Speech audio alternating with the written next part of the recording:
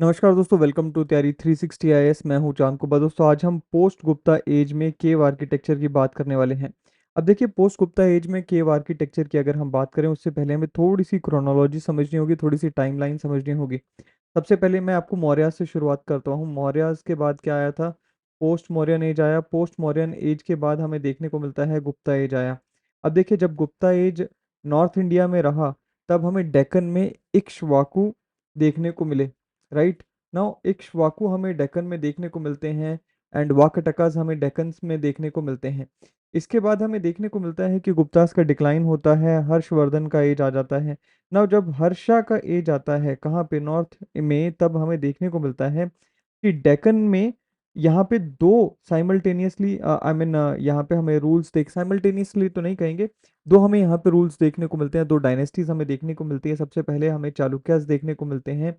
चालुक्यास का जो time period रहा, वो लगभग 543 एडी से लेकर 755 एडी तक रहा। उसके बाद हमें देखने को मिलता है चालुक्यास को रिप्लेस किया जाता है राष्ट्रकूटास के द्वारा। नाउ राष्ट्रकूटास की अगर मैं बात करूं, तो 755 एडी से इनका टाइम पीरियड शुरू होता है, एंड 975 एडी तक इनका टाइम पीरियड हमें देखने को मिलता है। नाउ हम बात करेंगे इन दो डायनेस्टीज की। इनके पैरेलल में एक डेवलपमेंट हमें डेक्कन, ये तो हो गया डेक्कन की हमने बात की कि ये डेक्कन में डेवलप हुए। डेक्कन के अगर हम थोड़ा सा साउथ में जाएं, तो हमें साउथ इंडिया में पल्लवास देखने को मिलते हैं।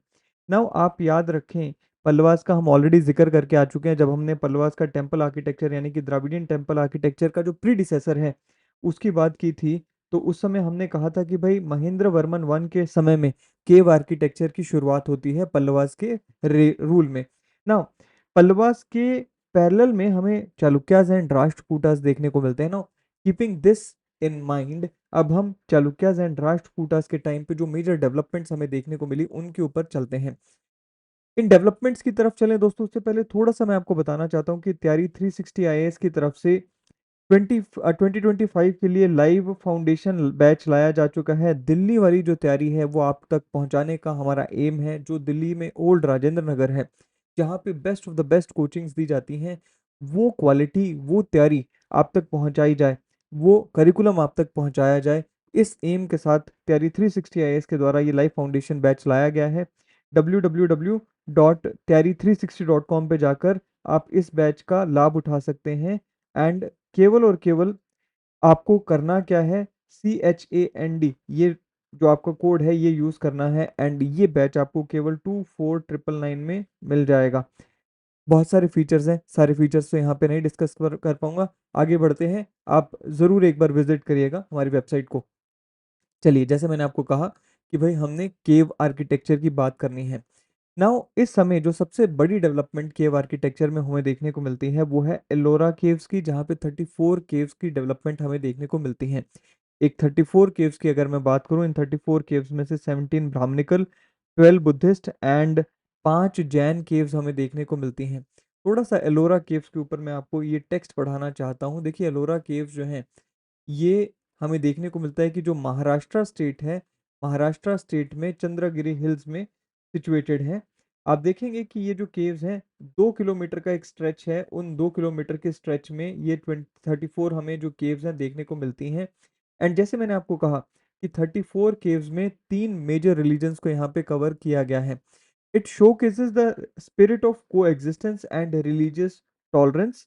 एंड साथ ही में हमें देखने को मिलता है कि भाई आउटस्टैंडिंग आर्किटेक्चरल एक्टिविटीज हमें देखने को मिलती हैं।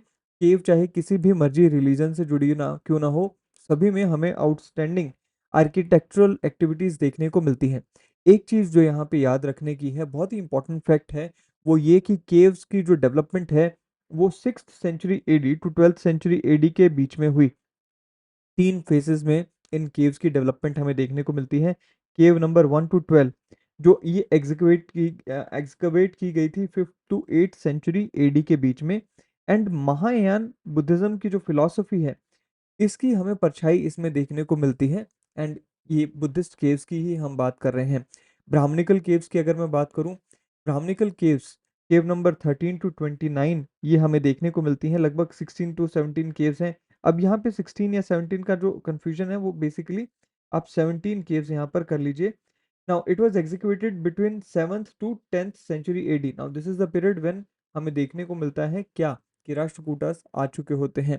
इसके बाद लास्ट फेज की अगर मैं बात करूं, 9th टू 12th सेंचुरी के बीच में ये केव्स हमें देखने को मिलती हैं एंड जैन केव्स यहाँ पर हमें देखने को मिलती हैं।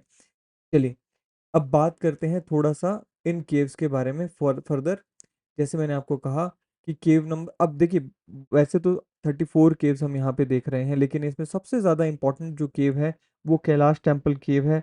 बिगेस्ट मोनोलिथिक स्ट्रक्चर इसे कहा जाता है, जिसे ओवर 100 ईयर्स में बनाया गया था, कंप्लीट किया गया था। I will show you number of pictures जो कि इस केव की अवेलेबल है। मैं सारे पिक्चर्स आपको दिखाने वाला हूँ। इसको कमीशन किया गया था राष्ट्रकूटा किंग के द्वारा, कृष्णा फर्स्ट जिनका नाम है। And Ellora caves as we all know, UNESCO world heritage site भी इन्हें डिक्लेयर किया जा चुका है। Now let me show you this cave number 16, जिसकी इतनी ज़्यादा चर्चा है, वर्ल्ड फेमस केव है। आप देखेंगे कि एक क्लिफ साइड में से इसको एक्सकवेट किया गया है, पूरी की पूरी क्लिफ को काट कर इसको बनाया गया है। याद रखें, no bricks, no mortar, no stones, सिर्फ केव को ही यहाँ पे आर्किटेक्ट, आप देखें कितनी ब्यूटीफुल आर्किटेक्चर की केव्स हैं। सिर्फ और सिर्फ एक्सकवेशन की गई है इन केव्स की। ये है केव नंबर 16, कैलाश केव। नाउ इसकी थोड़ी सी और फोटोज मैं आपको दिखाऊं, बहुत ही ब्यूटीफुल केव है ये and it deserved to be in world heritage site also. आप देखेंगे बहुत ही करीब से अगर आप इस केव को देखेंगे तो इस केव में ना केवल इसको, इसके रूम्स को, इसके स्ट्रक्चर को एक्सकवेट किया गया है, इसके साथ साथ आप देखेंगे इसकी वॉल्स के ऊपर बहुत सारे सुंदर सुंदर स्कल्पचर्स भी बनाए गए हैं। नॉट ओनली ऑन वॉल्स, आप देखेंगे इसका जो शिखर है ये भी कितना सुंदर तरीके से निर्माण किया गया है। और भी बहुत सारी इमेजेस यहाँ पे आपको इसकी देखने को मिलेंगी। Let me show you some of the images. आप देखेंगे ये बेस है, इसी केव का ये बेस है। एंड देखें ये बेस में ये साइड पे छत है, ये जो पहाड़ है बगल में उसकी ये छत है। एंड ये टेम्पल का स्ट्रक्चर है। छत में भी आप देखेंगे यहाँ पे कॉरिडोर हमें देखने को मिल रहा है, पिलर्स हमें देखने को मिल रहे हैं।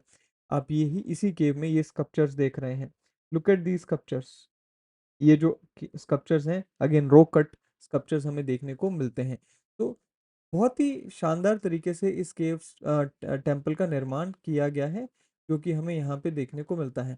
और आपको इमेजेस दिखाऊं तो ये देखें, ये सारी इमेजेस इसी की इमेजेस हैं, आप यहाँ पे देख सकते हैं। Front, now look at this, ये हमने अभी देखी इमेज। वैसे ये बैक साइड है इस केव की, आप जो अपनी स्क्रीन पे देख रहे हैं ये बैक साइड है इस केव की। एंड ये नीचे से आप देख रहे हैं, जैसे मैंने आपको कहा ना कि यहाँ पे वेरांडा हमें देखने को मिलता है। तो आप यहाँ से ऊपर चढ़कर इस वेरांडा में, जो क्लिफ के अंडर बना हुआ वेरांडा, वहाँ पे आप जा सकते हैं। Now this is the size of human beings. And आप जान सकते हैं, समझ सकते हैं कि ये जो प्लिंथ है इस केव का, जो बेस है, जो टेम्पल का बेस होता है, हमने लास्ट वीडियो में भी बात की थी, जिसे हमने जगती भी कहा था। वो बेस आप देखेंगे तो यहाँ पर ह्यूमंस की हाइट से ज़्यादा बड़ा तो यहाँ पे बेस ही है, रेस्ड प्लेटफॉर्म है। उसके अलावा आप देखें कितने सुंदर यहाँ पे स्कल्पचर्स, एलिफेंट स्कल्पचर्स हमें देखने को मिलते हैं। Now all these nothing artificial, कोई अलग से स्टैंड अलोन स्ट्रक्चर नहीं है।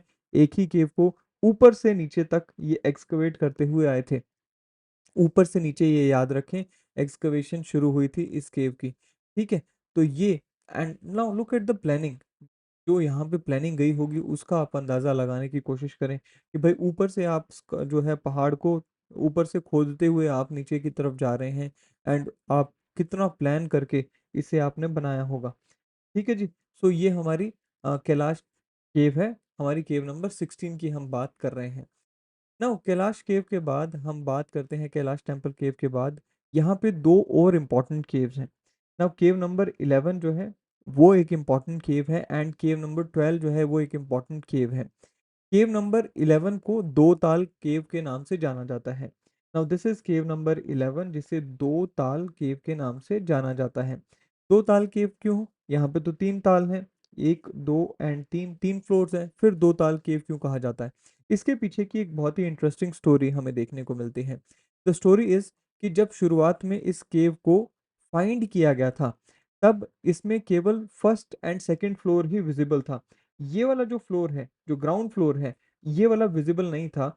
अब आप कहेंगे कि ये वाला और ये वाला विजिबल था, सो यहाँ तक आप कहेंगे कि ये पूरा मिट्टी से भरा हुआ था। जब इसे फाइंड किया गया था 1876 में, तब यहाँ तक मिट्टी थी। तो उसके बाद हुआ क्या? उसके बाद हुआ ये कि जब एक्सकवेशन करने वाले लोग या जो हिस्टोरियंस थे उस समय के जिन्होंने इन्हें फाइंड किया था इन केव्स को, वो जब अंदर जाते हैं तो अंदर उन्हें स्टेयर केस देखने को मिलती है विच वर leading down side.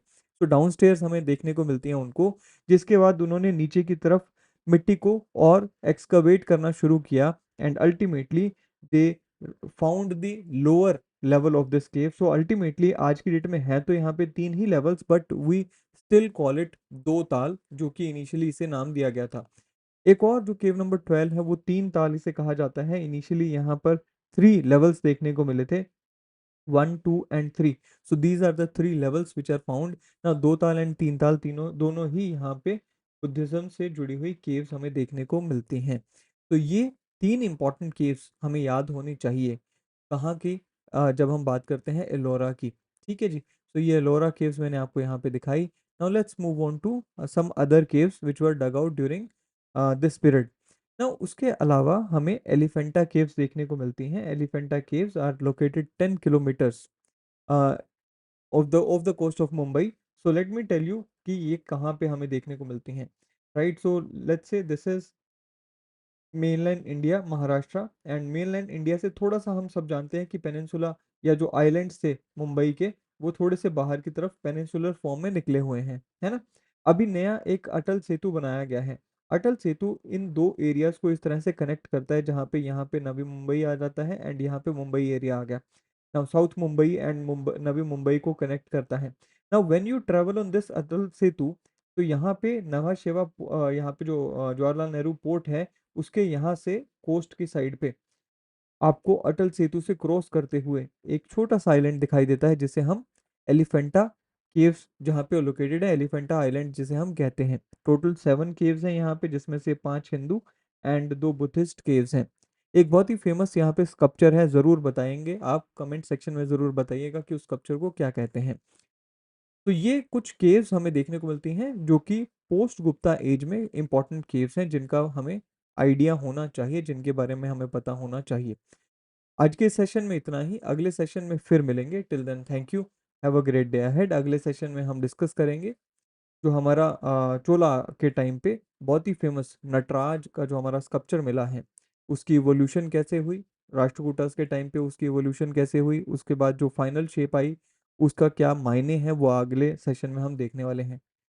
Till then thank you, have a great day ahead.